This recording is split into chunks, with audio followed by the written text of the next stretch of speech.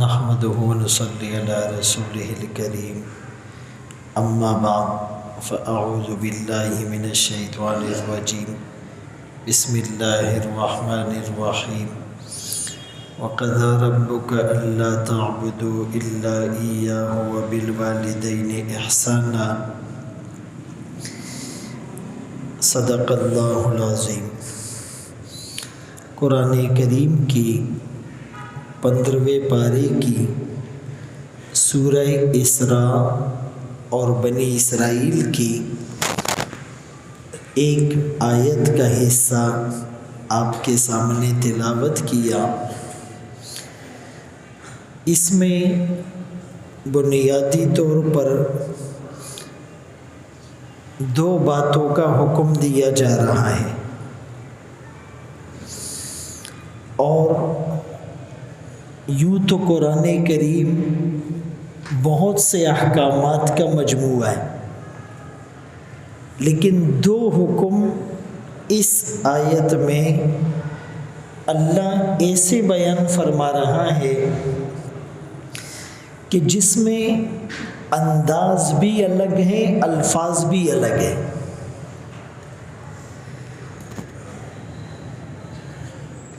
اور وہ حکم یہ ہے وَقَضَى رَبُّكَ، فیصلہ فرمایا تیرے رب نے۔ اردو میں بھی قضا عدالتی فیصلے کو کہتے ہیں۔ فیصلہ فرمایا تیرے رب نے اللہ تعبدوا الا ایاہ، کہ تم نے عبادت نہیں کرنی مگر اس اللہ کی۔ عربی میں اس کا ترجمہ یوں بنے گا عبادت نہیں کرنی مگر اس ہی کی۔ ایک ہوتا ہے اللہ بھی اور ایک ہوتا ہے اللہ ہی۔ تو الا ایاہ کا ترجمہ یہ بنے گا کہ تم نے عبادت نہیں کرنی مگر اللہ ہی کی۔ عبادت میں اس کے ساتھ کسی کو شریک نہیں ٹھہرا سکتے۔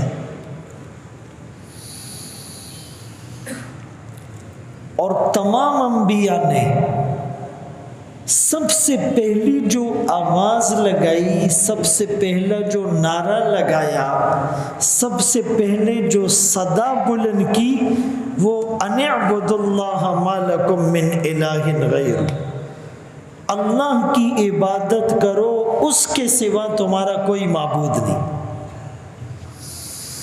اور دوسرا حکم والدین کے ساتھ حسن سلوک کا۔ اب دیکھیں نماز کتنا ضروری حکم ہے۔ اس نماز میں حکم یہ ہے کہ آپ نے کھڑے ہو کر پڑھنی ہے، قیام اس میں فرض ہے۔ لیکن ایک آدمی بوڑھا ہو گیا، کمزور ہو گیا یا جوانی میں بیمار پڑ گیا، کھڑے ہو کر نماز نہیں پڑھ سکتا، تو گنجائش ہے کہ بیٹھ کر پڑھ لو۔ اتنا بیمار ہو گیا کہ بیٹھنے کی سکت بھی نہیں، تو لیٹ کر پڑھ لو۔ لیٹ کر رکوع کے اشارے میں سر اٹھاؤ، سجدے میں تھوڑا زیادہ اٹھاؤ۔ اگر اشارہ بھی نہیں کر سکتے پلکوں کے اشارے سے، ہاتھوں کے اشارے سے پڑھ لو۔ پانی سے وضو کرنا ضروری ہے، لیکن پانی نہیں ملا تیمم کر لو۔ ادا کرنا ضروری ہے، اگر رہ گئی قضا کر لو۔ سفر میں ہو تو قصر کر لو۔ یعنی اتنا اہم حکم کہ فرمایا اسلام اور کفر میں فرق کرنے والی چیز نماز ہے۔ جو نماز پڑھتا ہے اللہ کے ذمے میں آتا ہے، جو نماز نہیں پڑھتا اللہ کا کوئی ذمہ نہیں۔ یہ نماز مومن کی معراج ہے، یہ نماز دین کا ستون ہے، یہ نماز بندے اور اس کے رب کے درمیان ایک تعلق ہے۔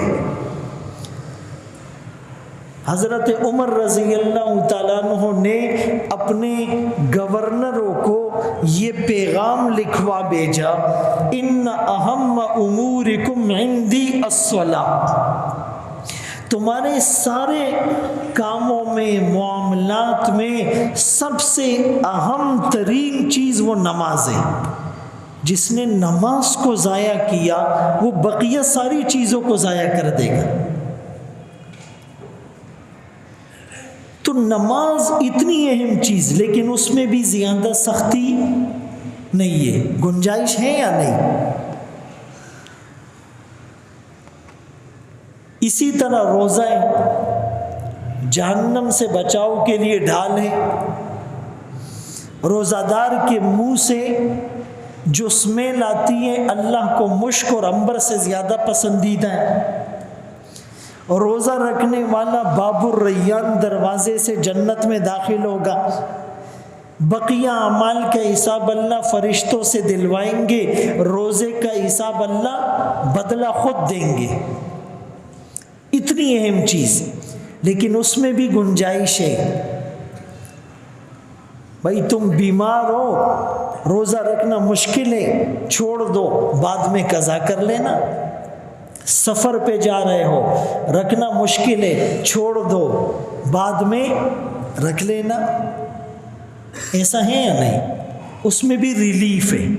زکوٰۃ کتنا ضروری ہے؟ زکوٰۃ نہ دینے والوں کو عذاب دیا جائے گا، ان کے مال کو سانپ اور اژدہا بنا کر ان پر مسلط کیا جائے گا جو ڈستے رہیں گے۔ لیکن اس کے باوجود اگر کسی کے پاس مال نہیں ہے، وہ صاحب نصاب ہی نہیں ہے، تو اس پہ زکوٰۃ واجب نہیں ہے۔ حج کتنا ضروری ہے، کتنا اہم ترین رکن ہے، لیکن ایک آدمی کے پاس مال نہیں ہے، اسباب اور وسائل نہیں ہے، صحت نہیں ہے، اس پر حج فرض۔ تو بڑے بڑے احکامات میں کچھ ریلیف، گنجائش، رخصت، نرمی، لچک ہے، لیکن یہ جو توحید ہے، اس عقیدے میں دراڑ آ جائے یہ برداشت نہیں ہے۔ شرک اللہ برداشت نہیں کریں گے۔ ان اللہ لا یغفر ان یشرک بہ ویغفر ما دون ذلک لمن یشاء، اللہ مشرک کو معاف نہیں کریں گے، باقی جس کو چاہیں گے معاف کر دیں گے۔ قتل کیا ہے وہ معاف کر دے، کوئی پوچھنے والا نہیں۔ زنا کیا ہے وہ معاف کر دے، کوئی پوچھنے والا نہیں۔ روزے چھوڑے ہیں وہ معاف کر دے، کوئی پوچھنے والا نہیں۔ زکوٰۃ میں ڈنڈی ماری ہے وہ معاف کر دے، کوئی پوچھنے والا نہیں۔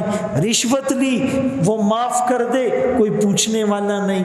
نمازوں میں سستی ہو گئی وہ معاف کر دے، کوئی پوچھنے والا نہیں۔ لیکن اللہ کے ساتھ ذات اور صفات میں کسی کو شریک ٹھہرایا، اللہ فرماتے نہیں بخشوں گا۔ این یسیر الریا شرک، معمولی سا دکھلاوا بھی شرک ہے۔ ان الشرک لظلم عظیم، سب سے بڑا ظلم شرک ہے۔ من صلی یرائی فقط اشرک، نماز پڑھی دکھلاوے کے لیے کہ یہ میری تعریف کرے گا، شرک کیا۔ جو نماز اللہ کو دکھانی تھی، اللہ کے لیے پڑھنی تھی، اللہ سے اس کا بدلہ لینا تھا، وہ لوگوں کو دکھانے کے لیے اور لوگوں سے بدلہ لینے کے لیے پڑھی۔ روزہ رکھا دکھلاوے کے لیے، شرک کیا۔ صدقہ دیا دکھلاوے کے لیے، شرک کیا۔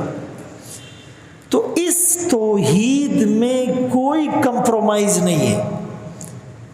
اسی لیے ہم جتنے بھی بڑے گناہ گار ہو، امید ہے کہ اللہ معاف کرے گا انشاءاللہ، لیکن شرک کرنے والے کو اللہ معاف نہیں کریں گے۔ ہمیں اپنی عبادتوں پر تو ناز نہیں ہے، اپنے بیانات پر بھی ناز نہیں ہے، اپنی تبلیغ میں جانے پر بھی ناز نہیں ہے، اپنے مدرسوں میں پڑھنے پڑھانے پر بھی ناز نہیں ہے، اپنی تلاوت پر بھی ناز نہیں ہے، اپنے روزوں پر بھی ناز نہیں ہے، اپنی زکوٰۃ پر بھی ناز نہیں ہے، اپنی دعاؤں پر بھی ناز نہیں ہے، اپنی تہجد پر بھی ناز نہیں ہے، اپنے جلسوں پر بھی ناز نہیں ہے۔ ہاں، ایک حدیث پر ہمیں ناز ہے جو ہم نے سنی ہے۔ اللہ کے رسول صلی اللہ علیہ وسلم فرماتے ہیں اللہ نے ہر نبی کو ایک دعا ایسی دی کہ یہ آپ کی ضرور قبول ہوگی۔ فرمائے سارے نبیوں نے وہ دعائیں مانگ لی، آقا نے نہیں مانگی۔ صحابہ نے پوچھا آپ کو بھی تو وہ ایک دعا ملی ہے جو ضرور قبول ہوگی، آپ نے بھی تو وہ مانگی ہوگی، آپ نے وہ کیا مانگی؟ آقا فرمانے لگے میں نے اب تک وہ دعا نہیں مانگی، ضرورت اس کی پڑی۔ طائف میں کئی میل تک جب پیچھے سے پتھر پڑتے رہے وہ دعا مانگ سکتا تھا۔ سجدے کی حالت میں جب مجھ پر اونٹ کی اوجری ڈالی گئی وہ دعا مانگ سکتا تھا۔ احد میں جب چاند سے حسین چہرہ اور موتی سے حسین دان شہید ہوا تو وہ دعا مانگ سکتا تھا۔ شعب ابی طالب میں جب 3.25 سال تک پتے چبانے پر مجبور کیا تو وہ دعا مانگ سکتا تھا۔ میری بیٹیوں کو بیجا طلاقیں ہو گئی وہ دعا مانگ سکتا تھا۔ میرے معصوم بلال کو تپتی ہوئی ریت پر لیٹا کر سینے پر چٹان رکھی جاتی وہ دعا مانگ سکتا تھا۔ میرے خباب کو آگ کے انگاروں پر لٹایا اور جلایا گیا وہ دعا مانگ سکتا تھا۔ خود آقا کے ایک بیٹے حضرت ابراہیم کا آپ کے ہاتھ میں اور گود میں انتقال ہو رہا ہے، زوجہ نے یا کسی نے کہہ دیا آپ کو ایک دعا ملی جو ضرور قبول ہو کر رہے گی، آپ وہ دعا مانگے آپ کا یہ لخت جگر بچ جائے گا، آپ کی نرینہ اولاد زندہ نہیں ہے، آپ وہ دعا مانگ لے۔ اب یہ باپ سے پوچھو جس کے ہاتھوں میں اس کا بچہ نزع کی حالت میں ہو، زنکدن پہ حالت کی بھی 1.5-2 سال کا بچہ ہو اور وہی آخری سہارا ہو اور کوئی امید کی کرن نظر آ جائے کہ یہ کر لو تو بچ جائے گا، بولو وہ کرے گا یا نہیں؟ لیکن آقا نے فرمایا میں نے اس وقت کہا میں نے وہ دعا اپنے اس بچے کے لیے نہیں رکھی، وہ دعا میں نے اپنی امت کے لیے محفوظ کر رکھی ہے، قیامت کے دن میں ان کی سفارش کروں گا۔ ایسا نبی کسی کو ملا ہے؟ ایسا محسن آپ نے کہیں دیکھا ہے؟ ایسی وفائیں آپ کے علم میں کبھی آئی ہے؟ محبتوں کا ایسا رنگ کسی نے دیکھا ہے؟ لیکن ہم نے بدلے میں کیا کیا؟ ہم نے بدلے میں کیا کی؟ تو میں عرض کر رہا تھا کہ آقا نے وہ دعا اپنی امت ہم جیسے گناہگاروں کے لیے محفوظ کر رکھی ہے۔ میں بتانا یہ چاہ رہا تھا کہ ایک حکم جس میں اللہ کا انداز بھی الگ ہے اور الفاظ بھی الگ ہے وہ یہ ہے کہ عبادت کس کی کرنی ہے؟ اللہ ہی کی۔ مشکل کشا کون؟ بولو اللہ ہی۔ مشکل کشا کون؟ حاجت روا کون؟ بیٹے دینے والا کون؟ بیٹیاں دینے والا کون؟ دونوں دینے والا کون؟ کچھ نہ دینے والا کون؟ صحت دینے والا کون؟ بیمار کرنے والا کون؟ بچپن میں قوت اور جوانی دینے والا کون؟ اللہ ہی۔ علم دینے والا کون؟ مال دینے والا کون؟ بارش برسانے والا کون؟ میٹھی نیند سلانے والا کون؟ ہوائیں چلانے والا کون؟ دریاؤں کو روانی دینے والا کون؟ پہاڑوں کو استقرار دینے والا کون؟ آسمان کی چھت کو قائم رکھنے والا کون؟ زمین کو قالین اور فرش بچھونا بنانے والا کون؟ اللہ۔ سورج کو نکالنے والا کون؟ چاند کو روشن چمکدار کرنے والا کون؟ بادلوں کو لانے والا کون؟ کھیتیوں کو اگانے والا کون؟ چشموں کو نکالنے والا کون؟ یہ سب اللہ کرتا ہے۔ ایک توحید کا عقیدہ، اس میں ہم کوئی لچک نہیں دکھائیں۔ ایک تو یہ بات یاد رکھیں، اور دوسری بات وَبِالْوَالِدَيْنِ احسانًا، والدین کے ساتھ احسان کرنا ہے۔ اچھا، احسان ہر حالت میں کرنا ہے، لیکن زیادہ ضرورت کب آئے گی؟ جب وہ بوڑھے ہو جائیں گے۔ اما یبلغن عندک الکبر احدہما او کلاہما، جب ان میں سے کوئی ایک، ماں یا باپ یا دونوں، بڑھاپے کو پہنچ جائے، اب مارنا تو دور کی بات، گالم گلوچ کرنا تو دور کی بات، جھڑکنا تو دور کی بات، جو سب سے منیمم لیول ہے نا، چھوٹا درجہ نافرمانی کا، اف کہنا، فلا تقل لهما اف، اف تک بھی نہیں کہنا،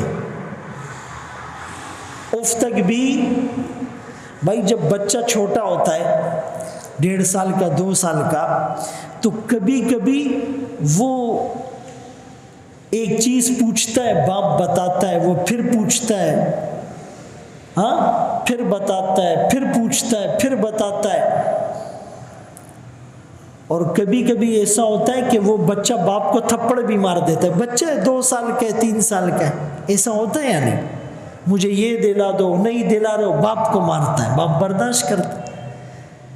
تو اس کو اپنے بچپن کی وہ چیزیں سامنے رہے کہ اس نے میرے لیے اپنی جوانی کو بوسیدہ کیا، دھوپ کی تمازت کو برداشت کیا، فاقے برداشت کیے، سردیوں کی رات میں یہ چوکیدار اور گارڈ بن کر روڈ پر کھڑا رہتا تھا، لوگ گرم کمبل میں اور نرم بستر میں دبکے ہوئے تھے، اور یہ جو ہے وہ چوکیداری کر رہا تھا، گاڑی چلا رہا تھا، نائٹ ڈیوٹی کر رہا تھا، کیونکہ میرے بچے کمبل میں سوئے اور ان کو چھت ملے اور ان کو کھانا ملے اور ان کو دوائی ملے۔ ایسا ہی ہے۔ اب جب یہ بڑا ہوتا ہے، وہ بوڑھے ہوتے ہیں، جب ان کو سہارے کی ضرورت پڑتی ہے، اب اس کے نخرے ختم نہیں ہوتے۔ تو اس موقع پر اگر تم انہیں ہنسا نہیں سکتے ہو تو رلاؤ بھی نہیں۔ قرآن کریم نے ان 2 چیزوں کو ذکر کیا۔ مفسرین نے لکھا کہ ایک ہے حقوق اللہ، ایک ہے حقوق العباد۔ حقوق اللہ میں سب سے بڑا حق وہ توحید کا ہے، اور حقوق العباد میں سب سے بڑا حق ماں باپ کا ہے۔ اسی لیے سورہ لقمان 21ویں پارے میں اللہ نے دونوں کو ایک ساتھ ذکر کیا، انشکر لی ولی والدی، میرا بھی شکر ادا کرو۔ اللہ فرمانے میں رب ہوں تمہارا، اور اپنے والدین کا بھی شکر ادا کرو۔ یہاں بھی اپنی عبادت کے ساتھ ماں باپ کو جوڑا، وہاں بھی اپنے شکر کے ساتھ ماں باپ کو جوڑا۔ وَوَصَّيْنَا الْإِنسَانَ بِوَالِدَيْهِ إِحْسَانًا، اور علماء نے لکھا ہے شکر کا ادنا درجہ یہ ہے کہ آدمی 5 وقت نماز پڑھے۔ اللہ کے شکر کا ادنا درجہ یہ ہے کہ 5 وقت نماز پڑھے، اور ماں باپ کے شکر کا ادنا درجہ یہ ہے کہ ہر نماز کے بعد رب ارحمہما کما ربیانی صغیرا، یہ دعا پڑھے۔ اللہ ہم سب کو ان باتوں پر عمل کی توفیق نصیب فرمائے۔ وآخر دعوانا ان الحمدللہ رب العالمین۔ استغفر اللہ العظیم الذی لا الہ الا هو الحی القیوم واتوب الیہ۔ رب اغفر وارحم وانت خیر الراحمین۔ رب اغفر وارحم انک انت الاعز الاکرم۔ اللہم آت نفسی تقواها انت مولاها وخیر من زکاها، وصلی اللہ تعالی علی خیر خلقہ محمد وآلہ واصحابہ اجمعین برحمتک یا ارحم الراحمین۔